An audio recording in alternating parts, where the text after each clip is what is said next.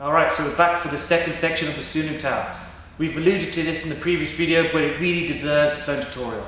So, set up the stance over here. So previously we defined the vertical midline, horizontal midline, and now we show where the center line is with this center line punch. So we go here, wrist, elbow, lockout, open, heun, and back. Repeat on the other side, open, heun, and back. So obviously in application you don't punch like this, but we're teaching some basic mechanics and developing some attributes, and also just teaching the student to release some energy with their first punch over here. But now in application it's performed more like this. Okay, so I'll show you from this angle so it's easy for you to see. The punch comes to the center and I load up the spine over here. Okay, as it's loaded I now release and fire the punch.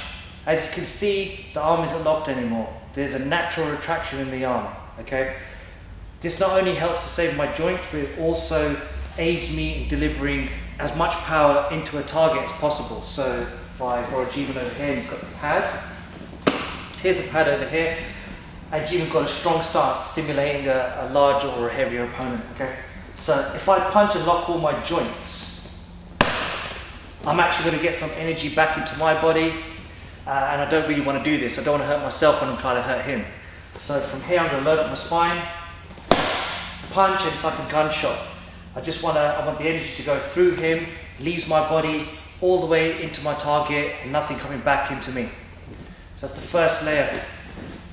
After loading up the spine and firing the shot, I not only want to punch straight, but I want to try and occupy two gates. So there's an upper, middle, and lower gate. If I can occupy two gates, this is going to benefit me in my ability to attack and defend at the same time. Whenever you're attacking, you want to have your mind in defense, and the same vice versa. When you are defending, your mind is always on attack. All right. So I'll show you from this angle again. I'm going to load the spine, fire the punch, and now actually there's more of an arc here, so I'm occupying two gates. So again, if I borrow Jeevan, the first thing is if he just has a guardian and I'm punching through, I'm able to actually make contact with the bridge over here. I'm dragging down his arms. All right. This allows me to start controlling the bridge between me and him. So if he's standing in his traditional stance and he's trying to step in and punch me at the same time, I'm able to control the bridge and attack him at the same time. All right.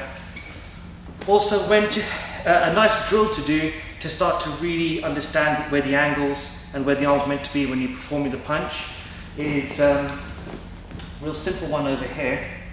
So Jeevan has the fist and he tries to push me away, but if his elbow is at the wrong angle, if his elbow's flared out for instance, and he tries to press me, there's no connection over here.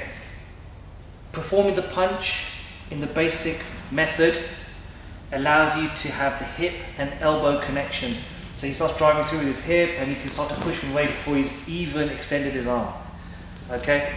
So once you've developed the mechanics, you can start to add the natural retraction of the arm and start to occupy two gates when punching. Finally, a drill that I like to use for my students to really help understand this kind of loading the spine and then retranslating forces with the med ball drill. So we've got the med ball here and we can begin with the med ball drill, which is like so. We're both in our stance and I'm going to toss the ball to Jeevan.